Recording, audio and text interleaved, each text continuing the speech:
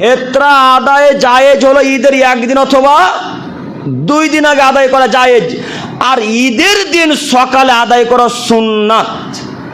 ঈদের দিন সকালে আদায় করা সুন্নাত। আব্দুল করিম সাহেব কেমন যে কথা বলছেন, সকালবেলায় যদি ফেতরা আদায় করি তাহলে ফেতরা চাল দিব কখন ফকিরকে গো? তো ফকিরকে দিবেন সেটা আপনার মাথা ব্যথা হবে, আমাদের নয়। কেন? আপনি নেতা মানুষ, সর্দার, আপনি কিসের জন্য হয়েছেন? হ্যাঁ, ক্যাশিয়ার কেন হলেন? কিসের জন্য সভাপতি দায়িত্ব নিলেন? কিসের জন্য সভাপতি হলেন? কিসের জন্য ক্যাশিয়ার হলেন? ক্যাশের দায়িত্ব এর নাটাতলা লালগোলাতে যত গরিব দুঃখী মানুষ আছে প্রত্যেকের বাড়ি বাড়ি চাল পৌঁছে দেওয়া, এটা তার দায়িত্ব। শুধু টাকা চুরি করার জন্য দায়িত্ব নিলেন? হ্যাঁ, টাকা আত্মসাৎ করার জন্য দায়িত্ব নিলেন? লজ্জা হয় না? একটু হায়া লাগে না কেন? একটু ইতস্তবোধ হয় না কেন? একটু বোধগম্য হয় না কেন? সর্দার মানুষ আপনি, আপনাকে দায়িত্ব নিতে হবে গোটা গ্রামের মানুষের বাড়ি বাড়ি চাল পৌঁছে দেওয়া। ফকির কেন মসজিদে আসবে? ফকির কেন মসজিদে আসবে? ফকির তো একজন মহিলা মানুষ হতে পারে, ভিক্ষুক হতে পারে। ওই মহিলা বেপর্দা আপনার বাড়িতে আসে, আপনার লজ্জা হয় না? আপনি গিয়ে দিলেন না কেন? কিসের জন্য নেতা হলেন? কিসের জন্য সর্দার হলেন? কিসের জন্য চেয়ারম্যান হলেন? কিসের জন্য আপনি সভাপতির ক্যাশিয়ারের দায়িত্ব নিলেন? আপনি মানুষই নন।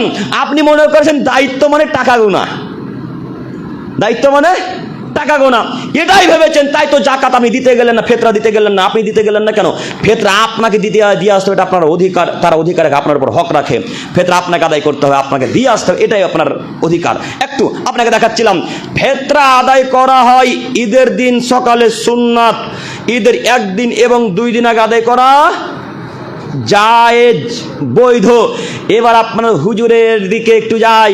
ও হুজুর, ফেতরা 1 দিন আগে আদায় করা যদি জায়েজ হয়, 2 দিন আগে যদি আদায় করা জায়েজ হয়, তো 10ই রমজান ফেতরা আদায় করা কি গো?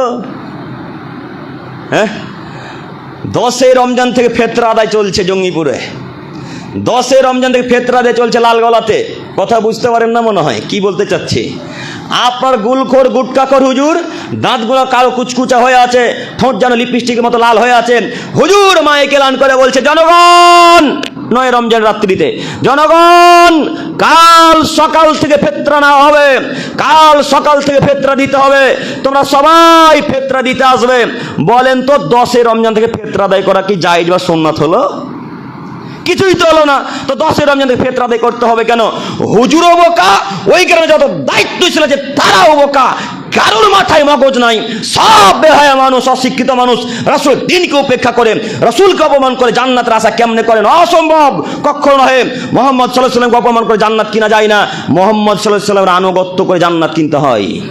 সম্মানিত দিনী ভাই, আপনাকে বলতে চাচ্ছি, ফেতরা আদায় করতে সকালবেলা। আব্দুল করিম সাহেব, এখানে অনেকের প্রশ্ন থাকতে পারে, আসলে যদি ফেতরা সকালে আদায় করি তো দিব কখন গো? তারা কিভাবে কি খাবে? তো এই সুবিধা আপনি বুঝলেন, মুহাম্মদ সাল্লাল্লাহু আলাইহি ওয়াসাল্লাম বুঝেনি?